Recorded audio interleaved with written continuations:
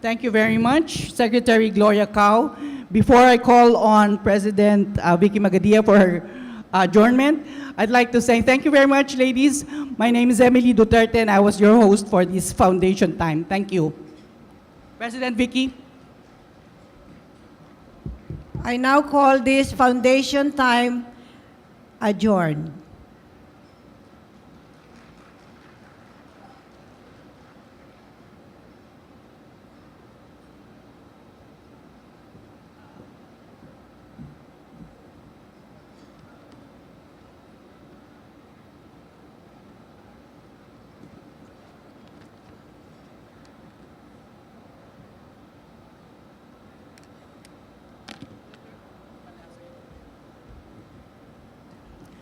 I will now turn over the helm of the mic to the next MC, Past District Chairman Beth Pangulayan. Palakpakan niyo naman si Beth. Thank you, Past District Chairman Emily Duterte. So that ends the foundation time. We move on. We now have a very special speaker who will inspire us. And to introduce our special guest, may I call on incoming District Chairman Nona Ricafort for the introduction of our luncheon speaker.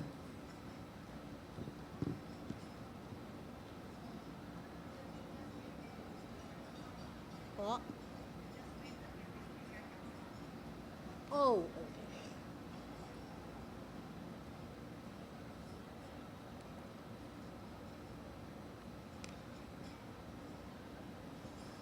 So we take a break for a few minutes.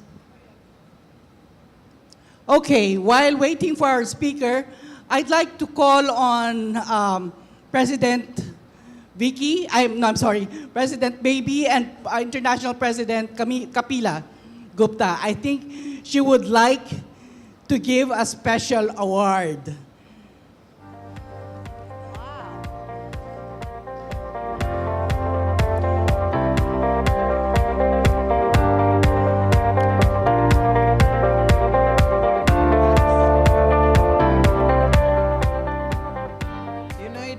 Encouraging when I see our own member as an official photographer, and I always have a soft corner and my gratitude to such ladies.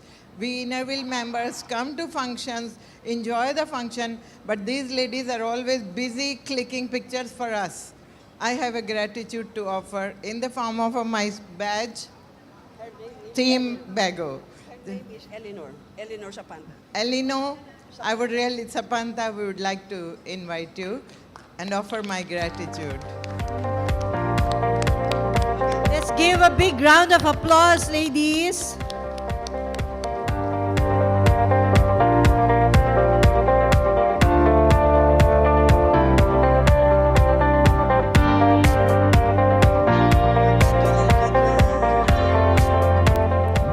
This is a special award given by our IIW President to Eleanor Zapanta. Through the years, sino sa inyo ang hindi bumili ng picture kay Ma'am Eleanor? Wala. Kita mo, dahil sino sa inyo ang nakabili ng picture kay Ma'am Eleanor? Lahat tayo. All of our activities in Innerville for the past 25 years. It was Eleanor Zapanta who did our documentation through her pictures. Maraming salamat, Eleanor.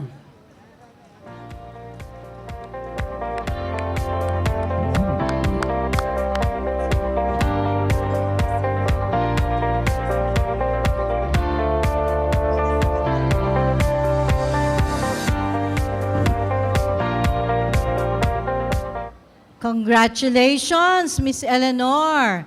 And thank you so much, International Innerville President Kabila. So,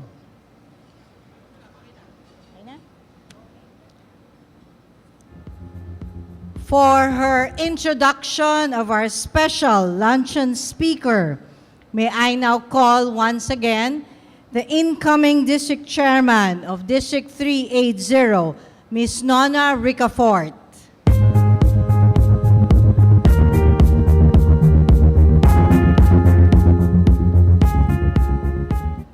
A pleasant good morning to all.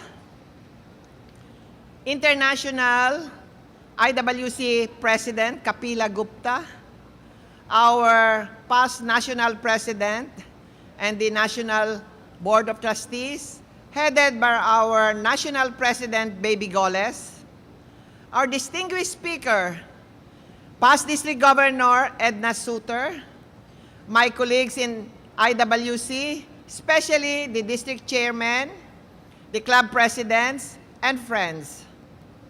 It is with great pleasure and honor to be given this opportunity to introduce a remarkable guest of honor.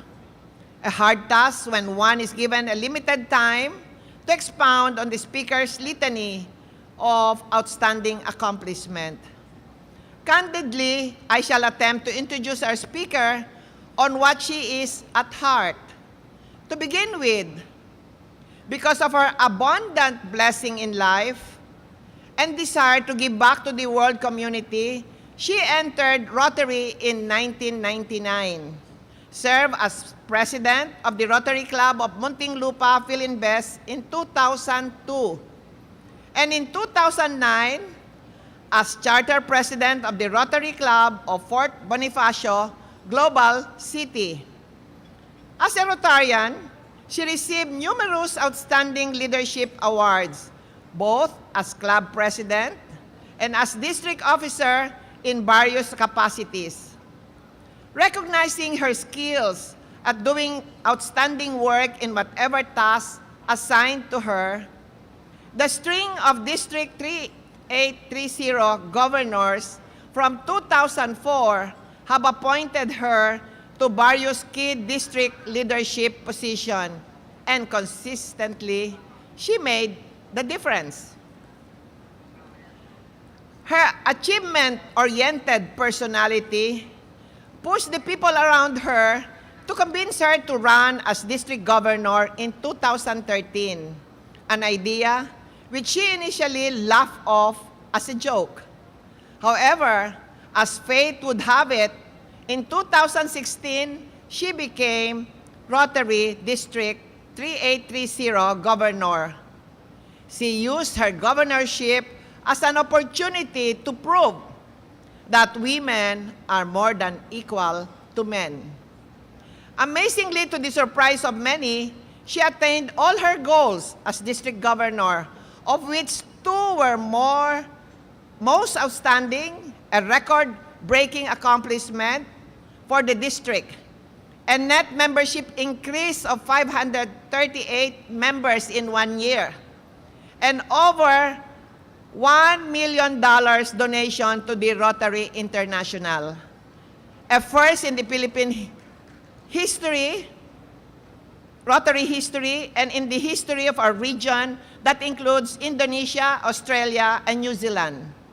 On a personal note, she is married to her business partner, her mentor, a best friend, and a #1 supporter, Martin Suter. They are blessed with a son named David William. She and Martin are members of the Arch Clump Society Chairs Circle level of the Rotary Foundation, which means a minimum of contribution each for the couple of $500,000 US, although from PDG Edna herself, she has given $650,000 US to the Rotary Foundation. As they both believe in this adage that it is in giving that one receives. Indeed, they have demonstrated how life should be lived for others. As a successful civil engineer by profession and businesswoman, our speaker is the president and CEO of DDC Land Incorporated, a corporation that has received numerous citations as an outstanding real estate developer. Most current, they were awarded 2017 Hall of Fame, Best Low-Cost Housing. Winner of the 2017 Southeast Asia Best of the Best on Landed Development by DOT Property.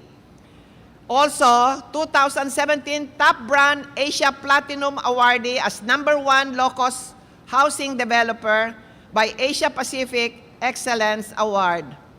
We are deeply honored with the presence of our guests of honor. Friends, may I present to you our speaker, an outstanding civil engineer, a civic leader, and a businesswoman, past District Governor Edna Suter.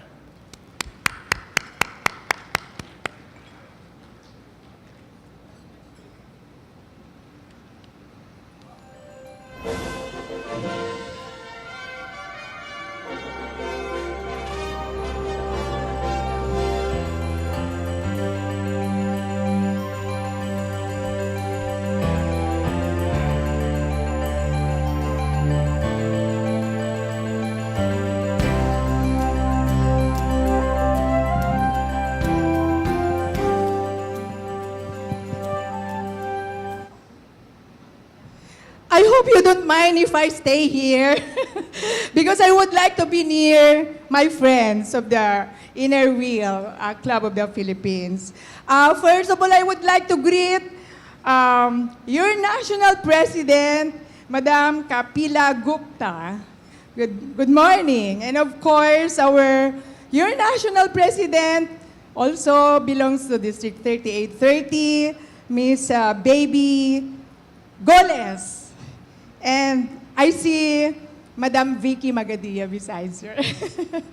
And I also would like to greet all the past and future national presidents of the Inner Wheel Club of the Philippines Incorporated, and also to the past and future presidents of the Inner Wheel Club Foundation, Philippines Foundation Incorporated. Congratulations! Wow, that's 1 million. 1 million ba? 2 million? 2 million? Yeah, it's not really new to me because Inner Wheel is the feminine version of Rotary International. So, good morning again, ladies and gentlemen. No, I don't see any. Good morning again, ladies of the Inner Wheel Club of the Philippines. I am really honored to be invited here to share something with you, and I hope you will appreciate it.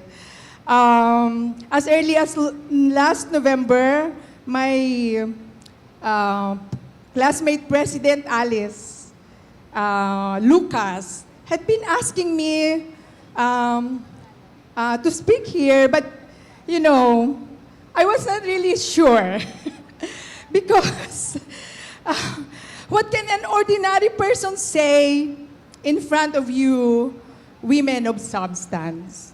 But when we were when we went to the Zun Institute, I met your incoming national president, Dr. Nona, and she was able to convince me to say yes. So, thank you again for inviting me here. It's indeed a great honor to be with you. My topic is about leaving a legacy. So, I decided to just share with you some anecdotes of my life that started with my childhood. And these stories, personal stories of my life, had molded me into whoever I may be today.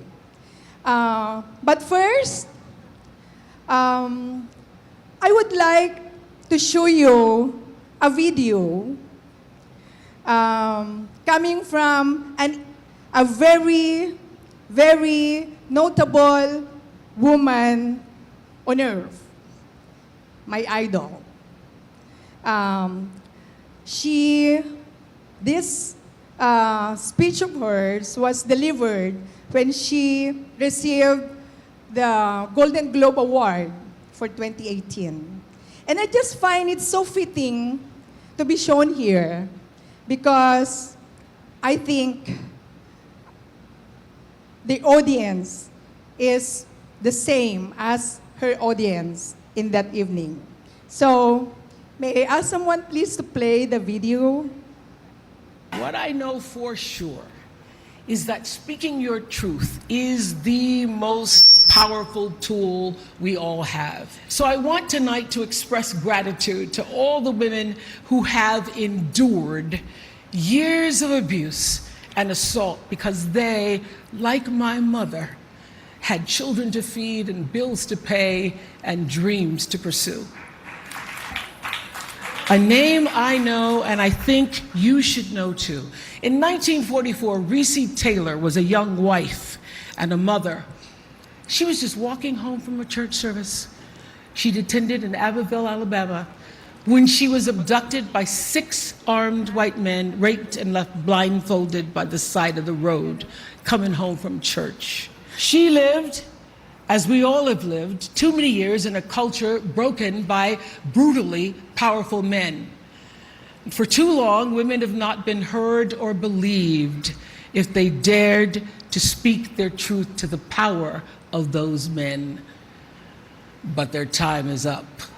The new day is on the horizon. And when that new day finally dawns, it will be because of a lot of magnificent women, many of whom are right here in this room tonight, and some pretty phenomenal men fighting hard to make sure that they become the leaders who take us to the time when nobody ever has to say, "Me too," again. Yeah, I hope you like it. So, I would like to greet again the women of substance from the Inner Wheel Club of the Philippines Incorporated.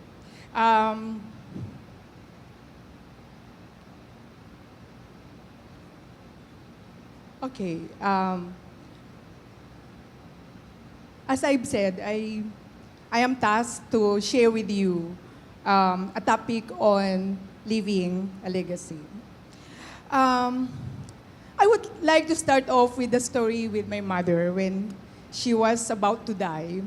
And that happened when the day before she died because she was suffering from colon cancer. And she never wanted to consult a doctor because for her, consulting a doctor would mean expenses, a lot of money. And she just opted to preserve her resources for the 8 children that he had. I was then here in Metro Manila having my first job. And she requested me to go back to her, to take care of her during her last days. As a young professional, I did with a lot of hesitation because I was only like 23 then and still selfish, still thinking of only myself.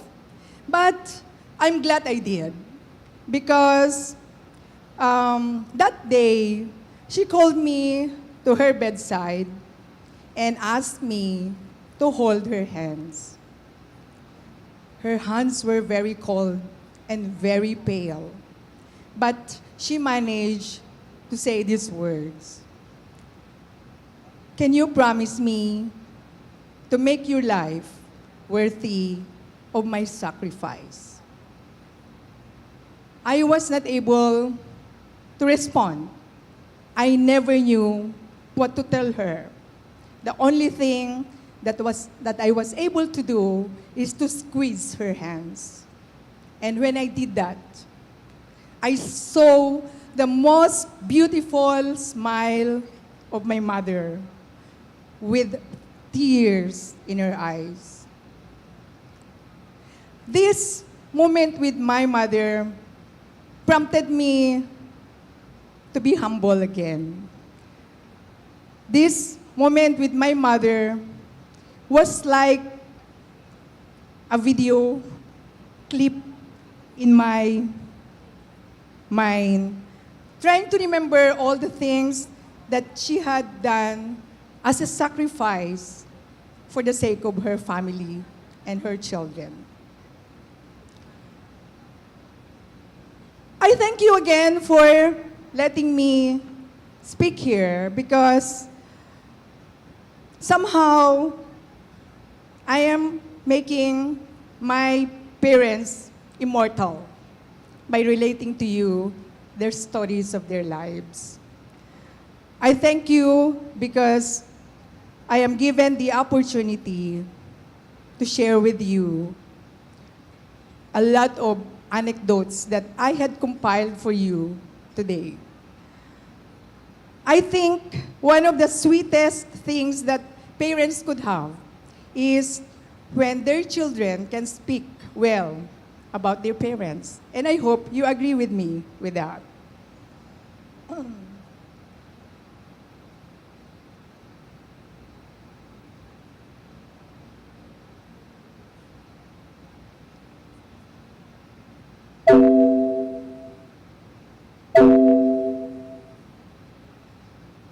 I know all of us has a lot of stories to tell. And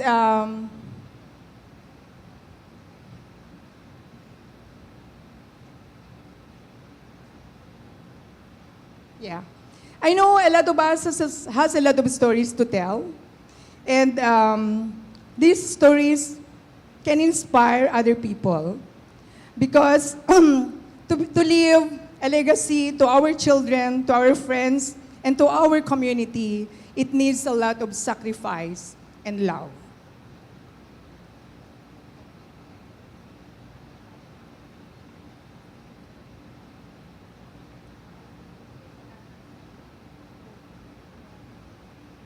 Sorry.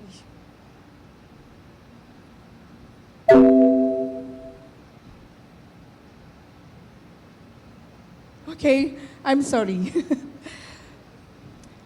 I was taught by my father that if we do love and sacrifice, we should not forget about integrity.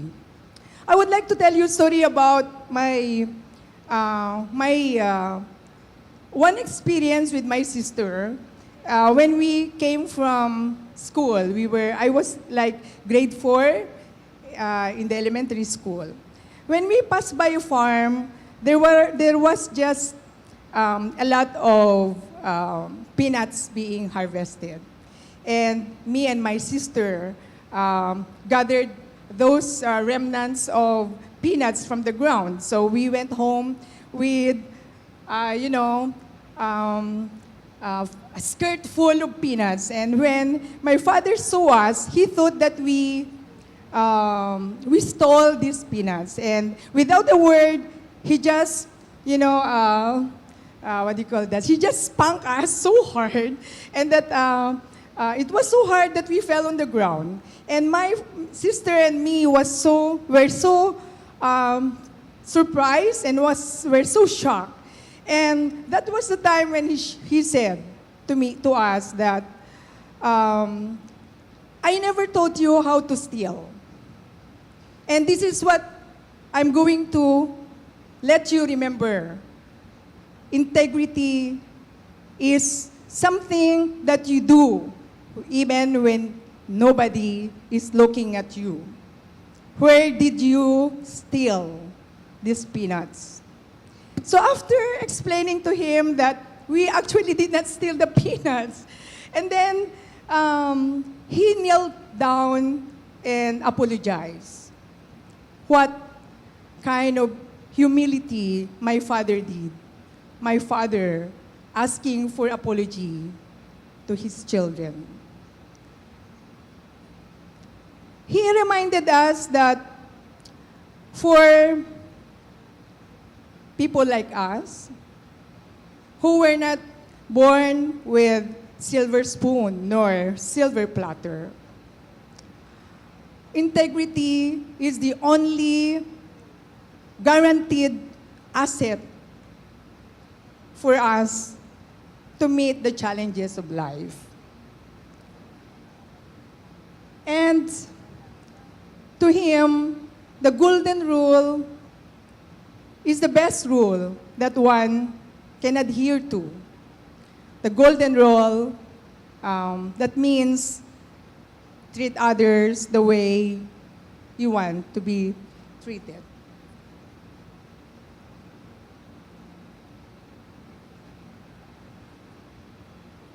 One day, I had a big quarrel with my classmate. I was grade 5. I still can remember that. It was so formidable that we even ended up pulling each other's hair. And so our parents were called upon by the head teacher. And I was surprised that when we were in front of each other, together with the father of my friend, he scolded me in front of them. I felt so bad because it was not my fault. But anyway, when we went home, when we were walking together, I was really crying. My heart was very heavy. And then he came to me and embraced me and said to me, "Forgive me, my child. You know, I cannot scold you in front of them. Kasi baka daw konsentidor siya. I did this to you because you belong to me, and I know that you can forgive me and you can understand me." I cannot forget that moment with my father. And up to now,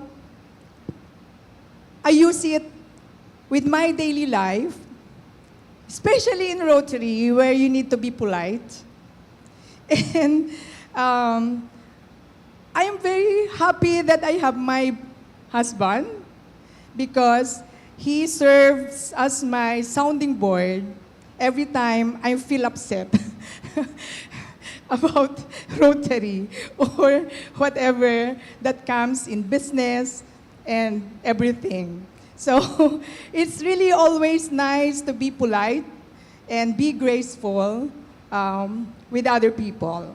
And it's a virtue that I had developed all my years. And maybe that's the reason why I'm speaking in front of you today. And thank you so much for that again.